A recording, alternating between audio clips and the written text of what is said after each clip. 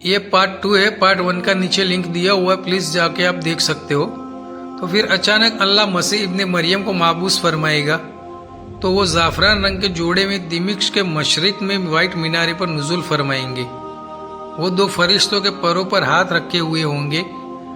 جب وہ اپنا سر جھکائیں گے تو اس سے قطرے گریں گے، اور وہ جب اسے اٹھائیں گے تو اسے موتی کے دانے ٹپکیں گے، اور جو کافر ان کی سانسوں کی ہوا پائے گا تو وہ ہلاک ہو جائے گا، اور ان کے سانسیں حد نگاہ تک پہنچے گا۔ وہ عیسیٰ علیہ السلام اسے تلاش کریں گے اور اسے قتل کر دیں گے۔ پھر عیسیٰ علیہ السلام کے پاس وہ لوگ آئیں گے جنہیں اللہ نے اسے بچا لیا ہوگا، چنانچہ وہ ان کے چہرے صاف کریں گے اور وہ ان کی جنت میں درجات کے متعلق انہیں بتائیں گے۔ وہ اسی اثنا میں ہوں گے جب اللہ تعالیٰ عیسیٰ علیہ السلام کی طرف وحی بھیجے گا کہ میں نے اپنے ایسے بندے ظاہر کیے ہیں، ان سے قتال کی کسی میں طاقت نہیں، آپ میرے بندوں کو طور کی طرف لے جائے۔ چنانچہ اللہ یاجوج ماجوج کو بھیجے گا، وہ ہر بلند جگہ سے دوڑے آئیں گے۔ ان کے پہلے لوگ ایک دریا پر گزریں گے تو اس کا سارا پانی پی جائیں گے۔ جب ان کا آخری آدمی وہاں سے گزرے گا تو وہ کہے گا، یہاں کسی وقت پانی بھی ہوتا تھا۔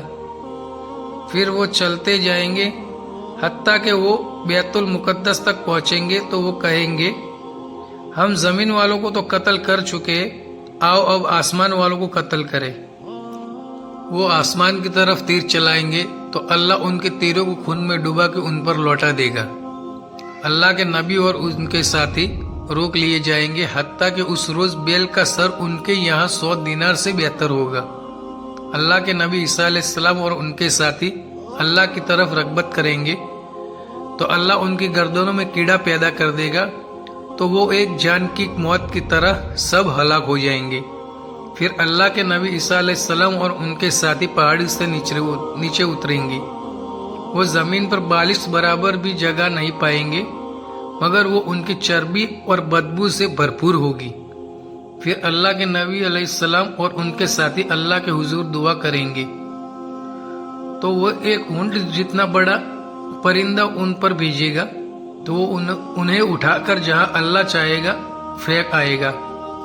ایک دوسری روایت میں ہے کہ وہ انہیں نہل کے مقام پر پھینک آئیں گے۔ مسلمانوں ان کے کمانوں، ان کے تیروں اور ان کے ترکشوں کو 7 سال تک جلاتے رہیں گے۔ پھر اللہ تعالیٰ بارش برسائیں گے کہ وہ ہر گھر پر برسے گی، وہ پتھر سے بنایا گیا ہو یا کوئی خیمہ ہو، وہ بارش زمین کو دھو ڈالے گی حتیٰ کہ اسے شیشے کی طرح کر دے گی۔ پھر زمین سے کہا جائے گا، اپنے ثمرات اگاؤ اور اپنی برکت لوٹا دو۔ اس دن پوری جماعت فقط ایک انار سے سیر ہو جائے گی اور اس کے چھلکے کے سائے حاصل کریں گے، اور دودھ میں برکت ڈال دی جائے گی حتیٰ کہ اونٹنی کا دودھ لوگوں کی ایک جماعت کے لیے کافی ہوگا، گائے کا دودھ لوگوں کے قبیلے کے لیے کافی ہوگا، بکری کا دودھ چھوٹے قبیلے کے لیے کافی ہوگا۔ وہ اسی حالت میں ہوں گے کہ اللہ پاکیزہ ہوا بھیجے گا، وہ ان کی بغلوں کے نیچے لگے گی، اور وہ ہر مومن اور ہر مسلمان کی روح سے قبض کر لے گی، اور کچھ لوگ ہی باقی رہ جائیں گے، وہ اس وقت گدھوں کی طرح زنا کریں گے، اور ایسے لوگوں پر قیامت قائم ہوگی۔ اللہ ہم سب کی حفاظت فرمائے، آمین۔